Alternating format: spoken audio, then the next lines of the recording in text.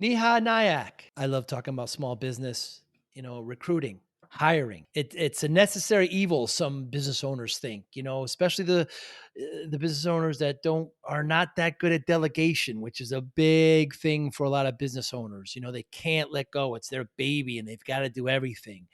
But you have to be able to hire well. You need a great team. Neha is a professional recruiter. She's out of the Houston area. She works with companies all over. But just wait till you hear her insight on how she approaches it and how empathy is needed and how, these practices of building your team and to have a great culture and a fascinating approach. She's an immigrant. She came here to the country, to the U.S. She worked hard. She started another business. We talk about that. She was, 1 week after her delivery, and she had clients calling in, and she was pushing everything off. Just an inspiring woman. One thing she offers that I never heard of are transition. If companies are laying off people, she will come in with her team and help those employees transition into their next job. I've never heard of this service before, and I hope the big companies that are laying off are doing that. It's a wonderful service. But hiring, recruiting, we talk about empathy of business owners with that, proactive versus react, commission-based versus hourly in recruiting, a great conversation about it. I love talking. I love helping small businesses and their clients. Thanks for listening. Hi, I'm Joey Pinz. People ask me, how did I lose 130 pounds? The quick answer is always discipline. I started my business, wasn't paying attention to my health, was eating too much, drinking too much sweets. My daughter was born. Next thing I know, I'm pre-diabetic, I have hypertension. I knew something had to change. Discipline. I, like many of you, have faced many challenges in your career, in your family, in your life, in your faith. How did you attack them? How did you approach them? How did you solve them, hopefully?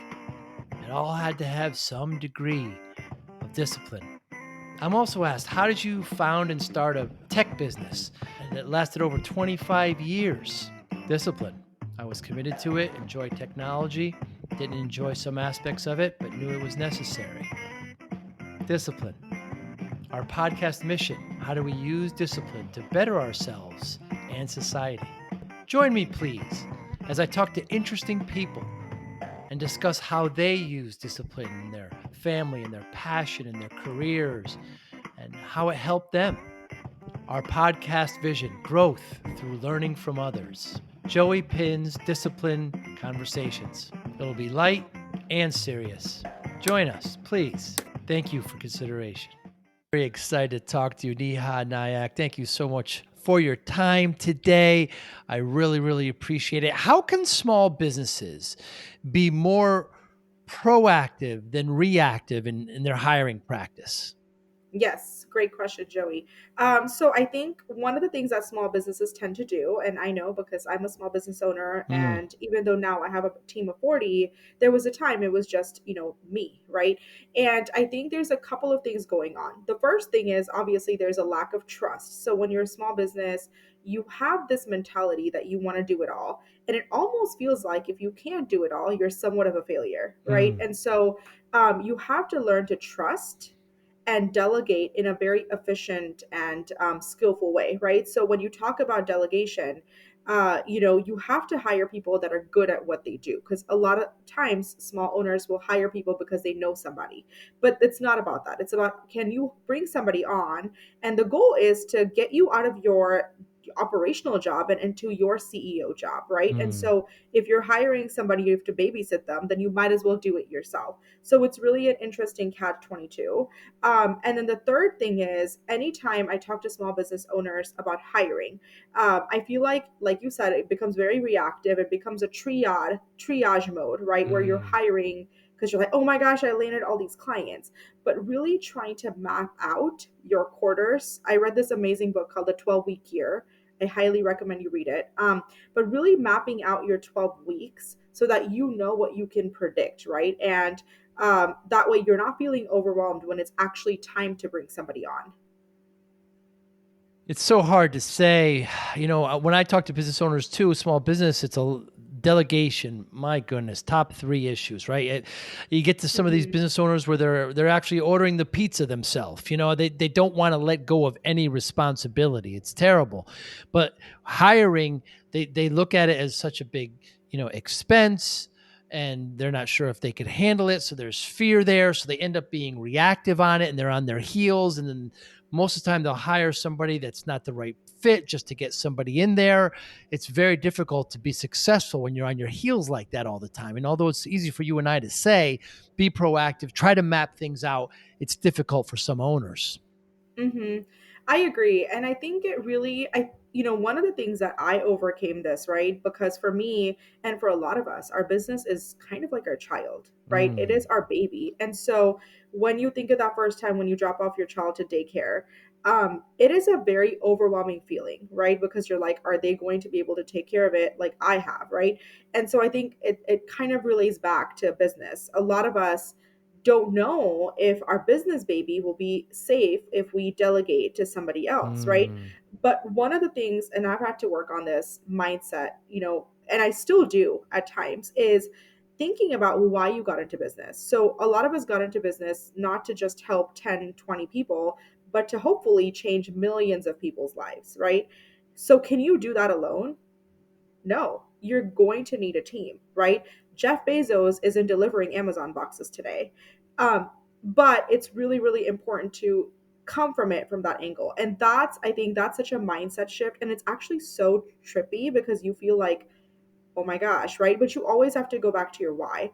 Why are you in the business? What are you trying to accomplish? How many people do you want to serve? What's your big, hairy, audacious goal, right? How many customers do you want to have? How much money do you want to earn? And if you are okay to stay, stagnant and not grow, that's okay too. There's nothing wrong with that. But if you're like, I'm here because I want to change millions of lives, well, we need to talk, right? Because you can't do that alone. No matter what you think, no matter what you've been told, you are going to need a team. And so, really, again, taking that 20,000-foot view of where you want yourself to be and go, and that takes planning. It takes deciding what your purpose is for your business. It takes deciding what your purpose is for yourself. Do you want to be working 80-hour weeks?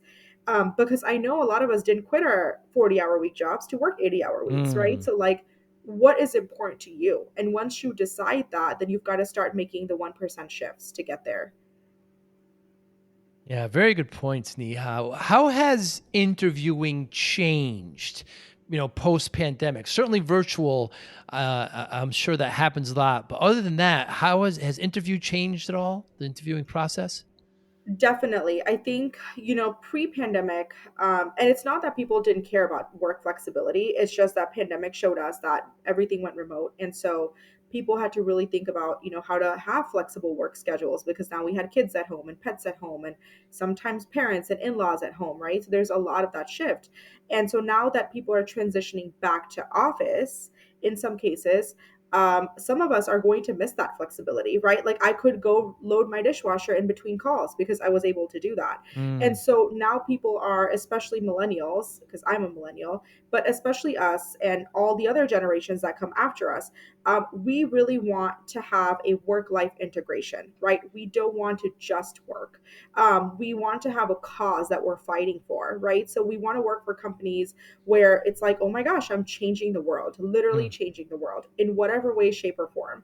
And so the way the interview has shifted now is in terms of interview practices. A lot of business owners are really out there driving their mission, their vision, their values, right? Really talking about that, really talking about the DE&I, which is diversity, equity, and inclusion initiatives, because again, that's how you change the world, right? And so for us, it's not just a job, it's a part of our lives, but we want to give back, right? So I think that really, along with how we look at jobs and how interviewers and hiring managers are looking at candidates, there's that two-way shift where I think also candidates are interviewing hiring managers now, right? Hmm. About where the company's going, what's the runway, how are we changing things, right? And so I think that's how interview has changed. So it's not just now like, tell me about your experience and what are you trying to earn and all that. Right now we have these added dimensions that mean a lot to both parties. And how has it changed for the interviewee? they're, like you said, they want more kind of impactful kind of community goals. It's not just about the money, and it's not, they want that flexibility. But it seems that the big great resignation has just shifted a lot of mindsets. It did, yes, for sure. I think specifically for the interviewee, right? People aren't freaking out, so to speak, if they don't find the perfect job right away. Like they're definitely taking a little bit more time to make sure that where they do end up is going to be a good fit, right? Because historically, we've gotten as millennials a really bad rap for job hopping. We are your chronic job hoppers, basically. And I can say that because I'm a millennial, so it's fine. But it's just a rap that we've gotten. I think after COVID, people are really sitting down and saying, is this a company that I can be with for at least 2 to 4 years, right? Like, I don't want to move and do all that, right? The other thing that has happened from the great resignation is a lot of people are starting their own businesses, right? So it's like, now is the time, now or never type of a deal. So you're seeing a lot of people transition into freelancing, consultancies, and small businesses because they're like, this is what we want to do. This is how we want to change the world. And I don't necessarily need to work for a company to do that. You have fascinating background, Neha. I believe, Neha, I think you left India when you were 11. Your brother was about Hmm. 7 years old. You were in England. You were in Scotland for a while. Your father went to Houston for Halliburton, I think it was, and Hmm. here you are. You wanted the great American dream, but you still had a lot of, you weren't sure of yourself, maybe a little bit of imposter syndrome, but you fought through that now, and you're where you are. I mean, how does that help where you are now, where you came from? Yeah, I would say that one of the things that my parents always instilled in us was, being humble, right? So I think that's the biggest thing. So obviously, I'm here to change the world, and I, definitely going in the mind with the mindset of like I deserve what's coming to me, Mm. and not, short circuiting myself, basically, right? Just really being out there and creating a legacy for my kids. But I think what's changed in me specifically is that I used to be this nerdy Indian girl with a thick Indian accent, Mm. like confidence issues, and wanted to be a doctor and failed at med school. And that really brought me down because I think society has programmed us to think that failures are a bad thing. But what I've learned is that failures actually pointed me to where I am today. And if I had failed when I did fail, I wouldn't have gotten the confidence. I wouldn't have known where to go next because I would just be happy. And then suddenly it would have been like kind of a hollow shell, right? Where you're living the life that you think you want, but it's not really what you want. Mm. And so, really allowing failures and mistakes to fortify my goals and determinations, I think, has been a really big thing. But again, staying humble and giving back is a big part of who I am. And gratitude. I see that in you. You mentioned medical school. I believe your aunt was had a foundation, and she's a doctor. You wanted to follow, but you quickly Yeah. learned after a year or so, that it's just not worth it for you. It's not your track, and you quickly moved over, and you took that failure as a lesson learned, and you brought it into the multiple businesses that you have and have now. It's an incredible story. Thank you. Yes, she's definitely my role model. And she lost her husband, so my Yeah. uncle, a while back. And so I've seen her build that as a single mom and a single woman. And it was just such an aspiring thing. And I also love Grey's Anatomy. So I was like, oh, like how hard can it be? But I have a lot of respect for doctors and all medical professionals. I think, what you do is just a testament of your determination, your hard work, and your compassion. And I really, salute you from wherever you are. But that being said, it just wasn't the path for me personally, but I was really blessed and grateful to know that early on, because imagine if I would continue in that route, and then I probably wouldn't be where I am right now, Mm. right? And so I always, there's a saying that I heard in one of the books I was reading, like things happen for you, not to you. And I think we need to all have that mindset of like, if something happens, so I've started doing that. Like if my car isn't working, I'm like, it's happening for me. I don't know why yet, but it's happening for me, and I will know in the right time. But really having that mindset of it's happening for me, not to me, is going to allow us to all have gratitude and just really shine in whatever situation we're put in. Yeah, you mentioned Grey's Anatomy. I know another one of your favorites is Hell's Kitchen, I believe, Yes. and it's great to hear that you have many kind of different hobbies. Getting back to recruiting, I talk to a lot of small businesses. I enjoy talking about that. One of the things you talk about, one of you got great content up on Instagram, on your website, etc. The Thank high you. turnover, the churn. So there's kind of four areas that people struggle with: collaboration between teams, outdated recruiting strategies, fear of change, lack of flexibility in the process. These are all signs of a mature company that need to be at a certain level so there'll be less turnover. Correct. Yeah. So turnover is such a huge topic. It's such a hot topic. Unfortunately, companies, when they see turnover, before I even get into turnover, I will just give a quick sales analogy. So we know as business owners, it's always cheaper to keep our current customers happy than it is to Mm, acquire new customers. The mm, same applies in recruitment.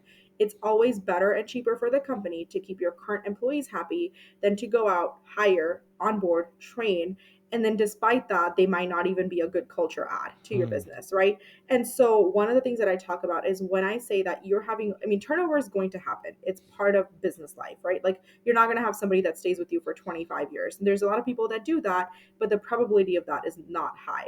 Now that being said, you need to have controlled turnover, right? So you don't want people who join you and leave after 6 months or 9 months. And if that's happening way too many times that you can count, there's something wrong with your process, right? Because again, what's going to happen is now instead of focusing on your initiatives and what you want to put out there, you're focused on hiring.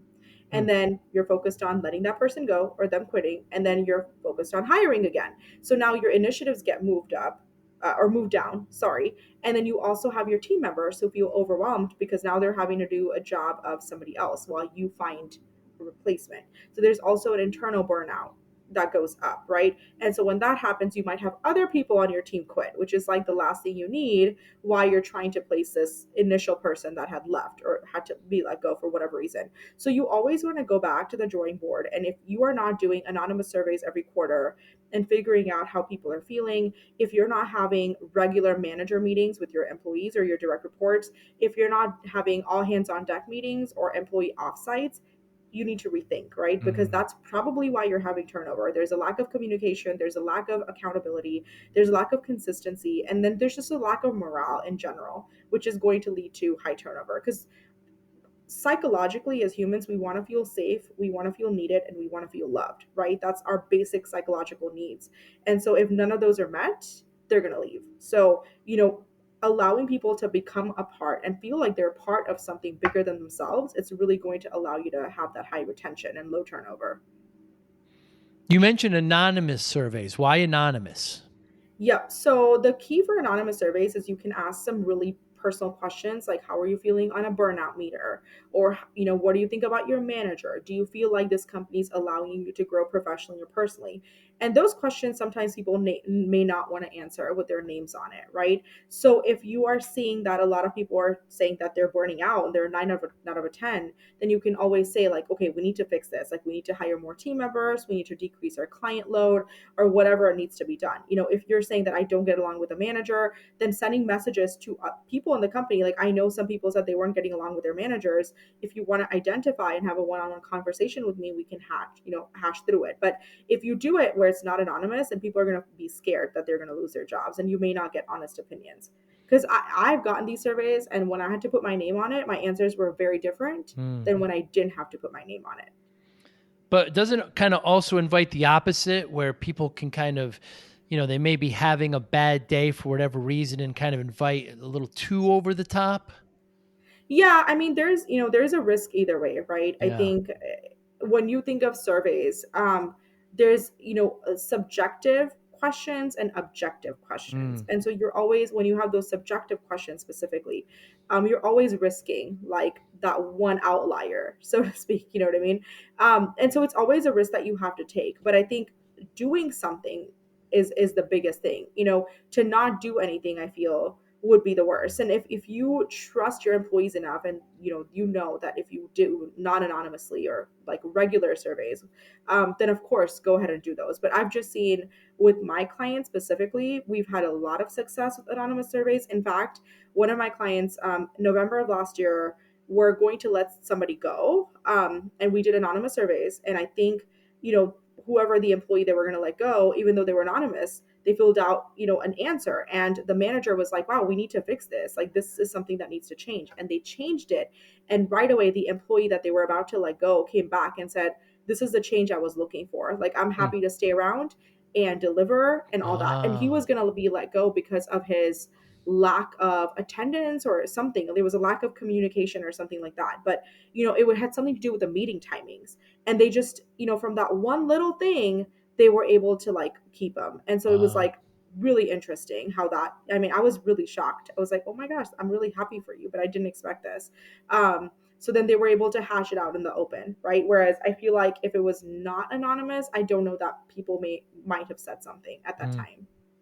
Isn't it true that people don't leave companies, they leave managers? It's true, they leave cultures, they leave managers for sure. And I think it's more than managers. I think it's also their team, right? Because you are spending 40 hours plus with these people that you're working with. So if you don't feel comfortable to voice what you want to say, or you're constantly put down or berated or not respected, no one's going to want to be there, right? And so what my very first job was at a oil and gas staffing agency. And I very much felt like that because there was definitely favoritism that was played with other people. And I knew that I was junior, so I wasn't expecting them to give me everything right away. But it was just, I definitely felt that there was just a cultural mismatch. And that's one of the reasons I left. I actually really liked my manager. I just didn't like some of my team members. And so, I had to walk out on that. It's a remarkable story, Neha, that one employee just wanted something so fixable Mm-hmm. done, and then they were able to stay. I mean, that's the reason why you have those surveys and you're listening to team members, and that's an incredible example. Yeah, no, it definitely blew my mind too. I was like, oh my gosh. And so now that specific client, they do them every quarter. Initially they were really hesitant to do them. And then I was like, it's not that hard. I think it's always about the prep work. Like, what do we Mm, do before that? What platform do we use, right? You can really start as simple as a Google form. This does yeah. not have to be a whole, like, like a movie production. Like, it can be something very simple, but start with 3 questions, then add on 2 more, then add on 3 more. Start with something simple. And then the other thing is actually implement, right? Like, if people are telling you they're burnt out, don't just stare at the survey. Like, you've got to figure out how to get over that. So that the next time you send out the surveys, they are not at a 9, they're maybe at a 3 or 4 or something much lower, ideally.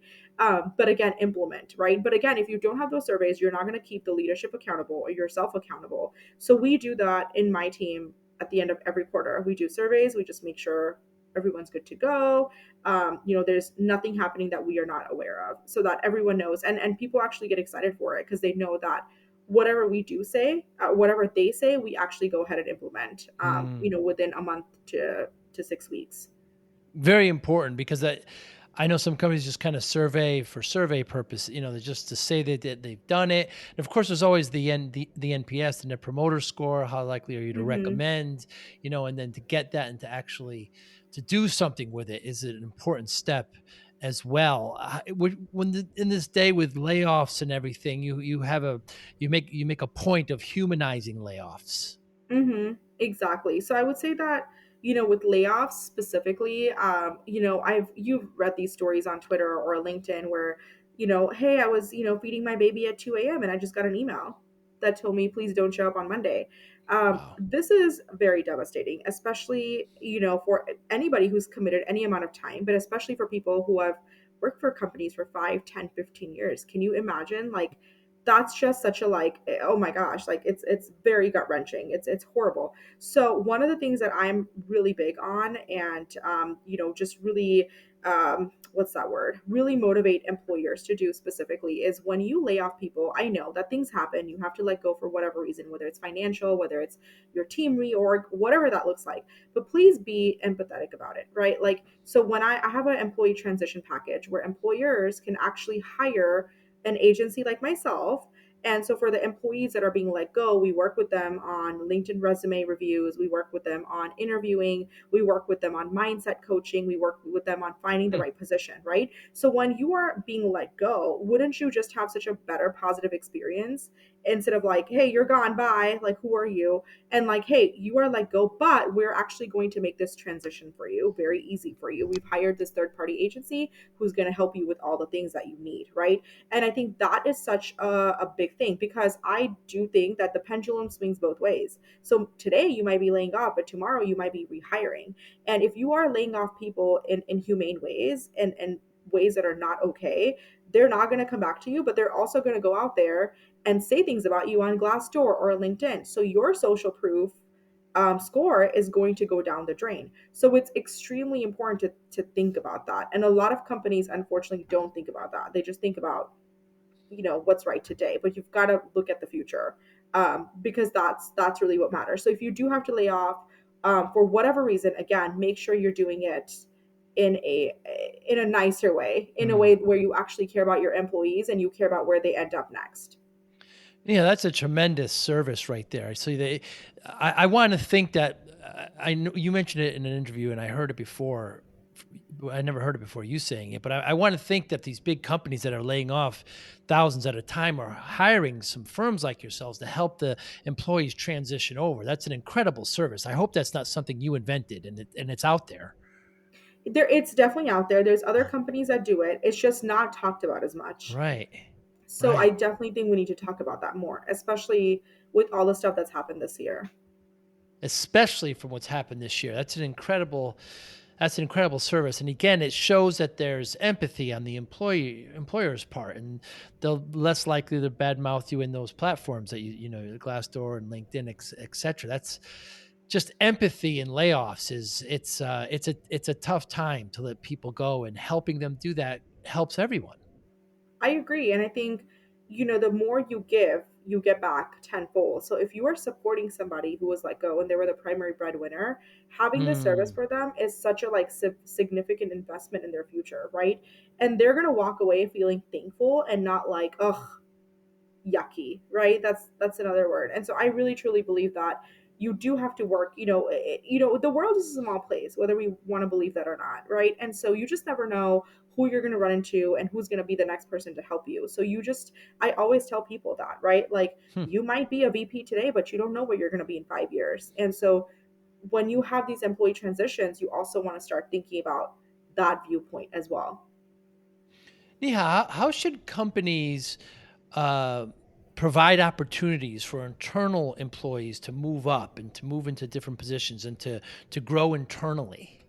Yep. I think one of the first things that all companies need to do is talk about career progression as part of their interview. So, for any position that you have open, talk about for that position, for example, if they were going to join you as a product manager today, where they could be in the next 3 years, 6 years, Hmm. whatever that looks like, right? And then I know that companies do the yearly evaluation, but I actually think companies need to do a semi annual evaluation. So, Hmm. do it twice a year. So, maybe one in the fall, one in the spring, whatever that looks like, because I think it motivates people, right? And then you're just breaking it up a little bit more, so you're not like waiting for that one dreaded February. You're like, oh, it's in Mm. February and fall. It takes out the pressure off both parties. And then as a manager of that employee, having those consistent conversations, if you guys meet on a weekly basis, maybe at the end of each month, like, hey, how are you think, do you think you can be here? Or the employee speaking up, right? And saying, hey, you know what, I know that you said that after certain KPIs and certain deliverables, I would be eligible for that next raise or that next title. Can we start having a conversation about that? Where do I need to go and pivot for me to get there in the next 6 months, right? And actually working alongside.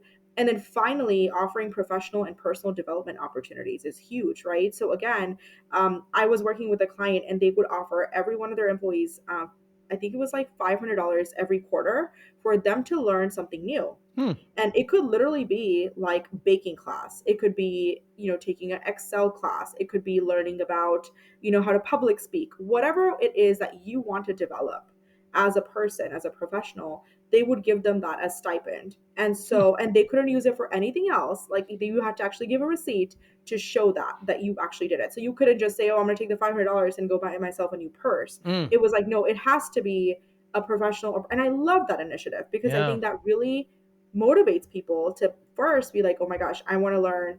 I don't know how to bake a cake and I want to learn how to bake a cake. So I'm going to go sign up for my local baking class or shadow a baker for 2 Saturdays and learn how to do it. Right. Mm. And spend money and time there. Or, hey, I personally am not a spreadsheet person. So I would probably take a training on how to do Google spreadsheets and pivot tables and all that stuff, all that fun stuff. And so again, I think doing stuff like that really will allow people to one, stick around longer. But then when you are investing in their professional personal development, they will be able to climb up the ranks easier because they are go-getters and motivated as well. That's a tremendous idea because like meditation, yoga, learning a second language. There's apps that help with that as well, Exactly. and there's so many ways to do that. Do your offerings services often or ever clash with a company's HR department? Yes, so sometimes we get hired on because the HR department isn't able to take on as many Ah, positions. And so typically then they're like, hey, we have like 3 people internally, but we cannot, like, they need help, they need extra help. So can you help jump in? And so we actually work collaboratively with the internal HR teams. And I'm really big on that. I don't really believe in the scarcity mindset. So I don't really believe in competition. I mm, believe in abundance. And I really believe that it's good to have people that do what you do. And I look at it as a networking opportunity. Like, how can we learn off of each other? How can we take some of our failures, some of our mistakes, and be better for our clients, right? And I refer people over to competitors all the time because I'm like, I cannot take you on right now, but I know this amazing person in Chicago, and she can work with you. hmm. And so, yes, there's times when our offerings, are kind of like what the internal people are doing, and it's usually because they are at bandwidth and can't help anymore. And so typically I'm pulled in to kind of help assist. Yeah, I could see where that could happen, but I work a lot with tech companies and they do a lot of, the small businesses outsource to IT, but sometimes they have an IT department, so they co-source with an IT. So it's pretty similar to Yep. your model as well. When is it best to hire your type of firm, whether it's commission based or hourly? Typically, when you just can't do the recruiting by yourself, or Mm, if you have a team member and you know that you're going to get way more positions, get in touch with my agency and then we can see what we can do, right? Like we can, and it doesn't have to be. I have like someone reach out to me in May and they were like, "Hey, we're going to hire you in September." So they just emailed me today and they were like, "Hey, we're ready. Like, let's hmm, start the process." And so again, just make that a pre thought, right? Because it may not happen as quickly as you like, right? But it's if you know it's going to happen in the next quarter or two, then it's a good idea to start. Don't get over hiring is its own beast, right? Like it's not an easy task, and if you want to have high retention, low turnover, and employees that can really add value to what you're building, you need to spend time with hiring. And if you mm. can't spend time, you need to hire experts who can do that for you, so that you're not making mistakes, expensive mistakes. But as far as the payment structure, is it better to pay your service as a commission or as an hourly base? I mean, it just really varies on everybody's budget. Ah, We have bigger companies that do commission because they can shell out $30,000 for a placement. mm, We have smaller companies that pay anywhere from $5,000 to $10,000 for a placement because we work on an hourly, hmm, structure. So it just really depends on what you are looking for as an employer, and we can work with both. And we also do a split where it's like part commission, part hourly. ah. So we will actually charge you a lower hourly, but then we do have a percentage of commission that we charge you at the end of it. So it just really depends. But in my experience, the enterprise level companies will usually do the commission, Mm. and then the startup early stage companies will usually do the hourly. It becomes a budgetary thing. It seems to me Mhm. with the commission, the problem with the commission is that they may try to fit somebody in that might not be a fit because they need their commission. But I guess they'll have so many candidates it shouldn't make a difference.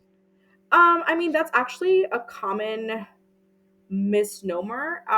So when I do it, at least, and I can't speak for other agencies, I am really big on, like, yes, the check is great, but there's also a clause where if the person leaves the company or is let go for performance issues in 3 months, like we have to refund the funds. Hmm. And so for me, I'm really big on, can they stick around, Hmm. not just for Hmm. 3 months, but like for a while, right? Because ultimately the goal is to then get more business from the same client. Again, always cheaper to get more business from the current client than it is a new client.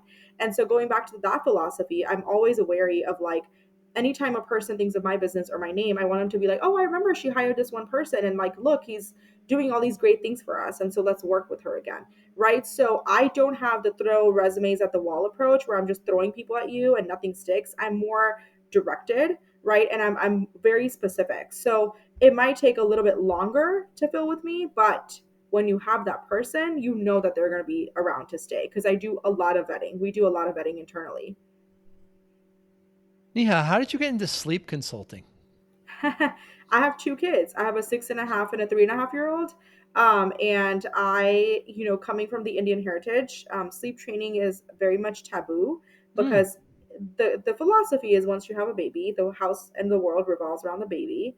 And, when you talk about practicing self care or sleep, you're considered to be a selfish mom, especially for moms. And so I was like, no, Mm. like I'm not selfish. Like I can have self-care. I can be a happy, healthy mom, and I can still love my kids. It doesn't make me like this horrible person.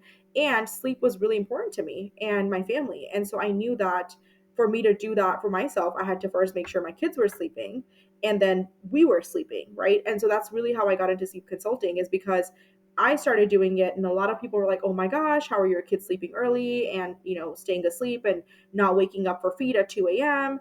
and being cranky all day?" And I was like, "Oh, this is how I do it." And my husband was like, "Why don't you just start a business? Like, you Hmm. clearly have advice and people are listening to you. Why don't you charge people for it?" And I was like, "Okay." And so that's how I got into it. I took the certification when I was pregnant with my second born, and she's 3.5 now, and then launched my business as, actually like 2 days before I went into labor. Um, because I was like, we'll just kind of see how SEO does, right? Like it's fine. And then like I get my first call like 4 days after I've had her, and I'm like holding her and I'm talking to this new client, and she's like, "Can I work with you?" And I was like, "Yeah, sure. Like, can you give me a week?" Like she had no idea I just had a baby.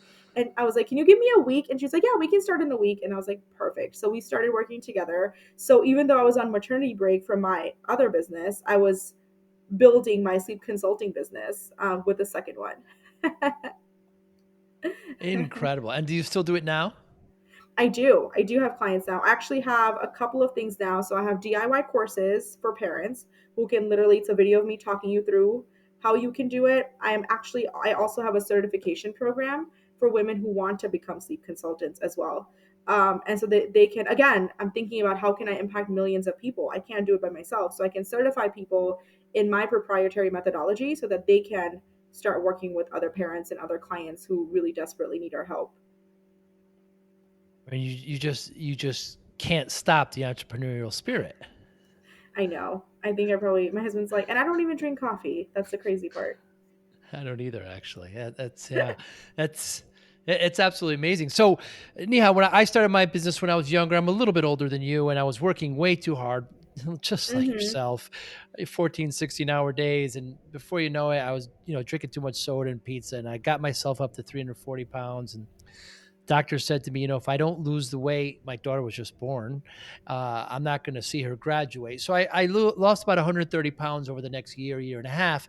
And people Wow. always ask me how I did it, like there's some secret. People kind of want easy, solutions. And I always say discipline. Right. There's your answer. That's how I lost it. Just Mm-hmm. discipline.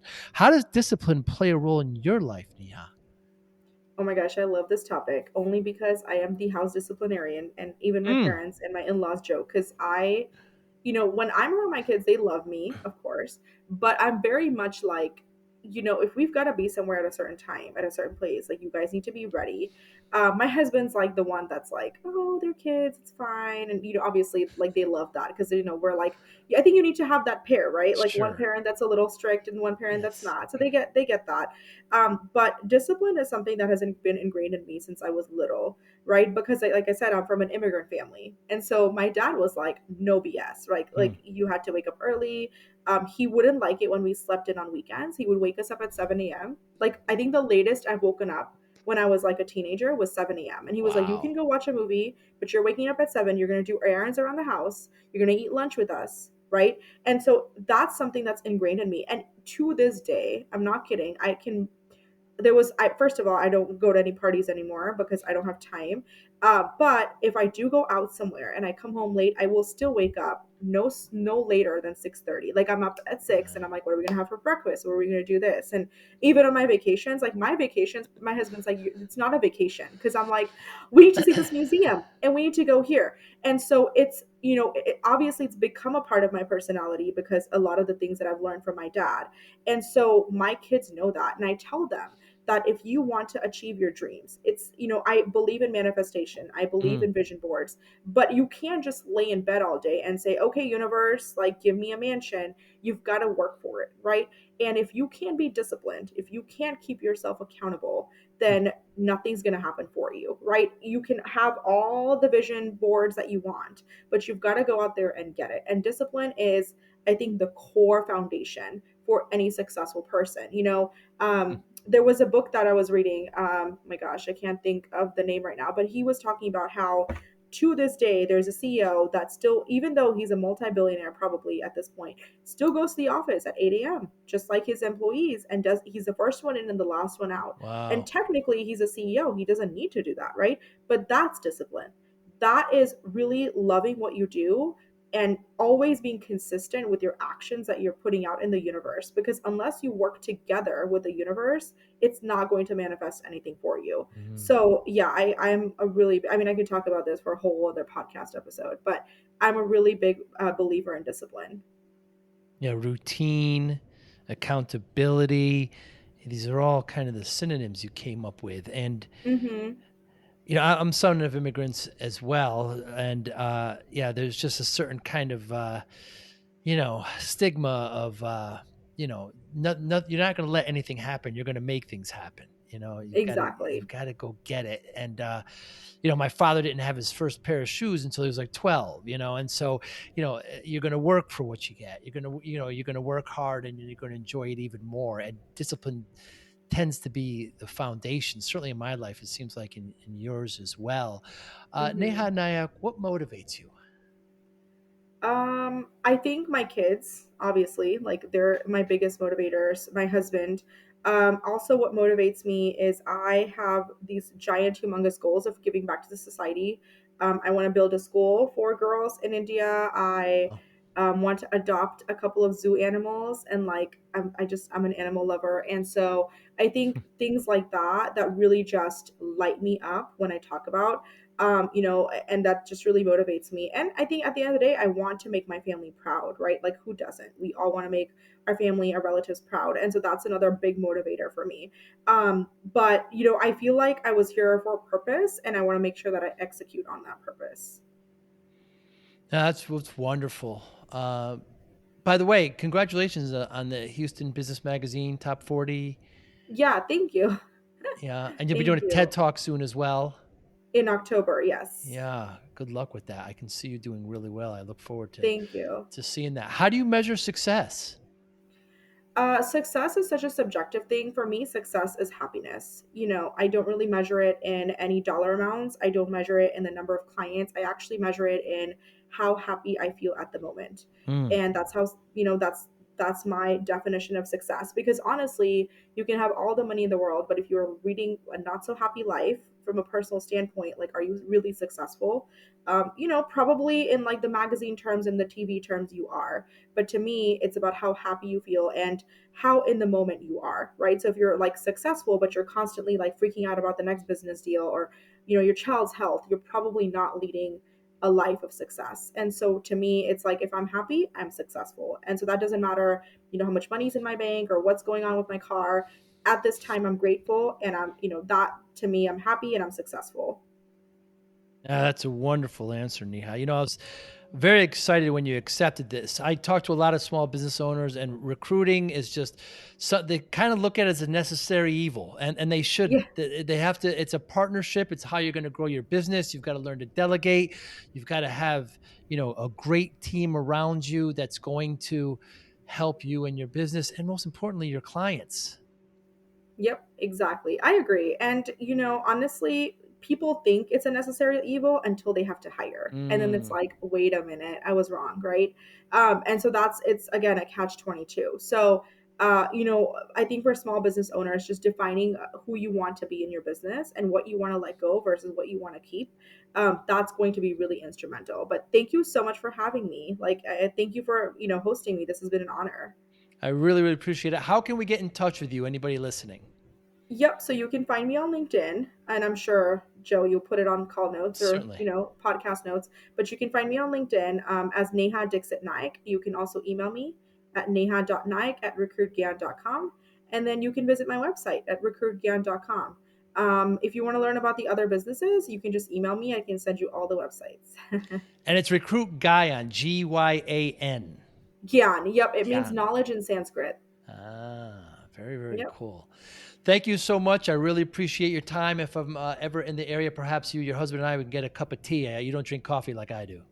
Yes, we should totally get whatever. I mean, I like to drink it. Like, I like the smell of it, and Yes. I enjoy a frappuccino now and then. But I don't have to like wake up and like I don't need a cup of Right. coffee. To Like get you coffee, it's going. like, oh, I'm having a good day. Let me treat myself to a frappuccino and get some calories I probably don't need. But it was an honor to be here. Thank you so much, Neha. You be well. You too. Bye. Thank you for listening and or viewing Joey Pinz Disciple Conversations. Please share this episode with one or two of your friends who you think may benefit from the episode. Our website, www.joeypins.com. There you'll find lots of resources and you could join our mailing list. Please follow us on all our social media, Instagram, Twitter, and Facebook. Podcast information, the video version of our podcast is on YouTube. Please subscribe. Audio is on all major podcasting platforms. Please follow them. And if you like it, please consider giving 5-star rating. Would really appreciate that. Would you like to financially support the podcast? You can go to our Patreon site. Consider $5, $10, or $20 a month. There's all kind of plans that we have there. There's like a one-time payment. What is this podcast episode worth to you? $25, $50, $100, $500, $1,000, $5,000. You be the judge. You can go to our PayPal account to do that as well. Thank you again for listening or watching Joey Pinz Disciple Conversations.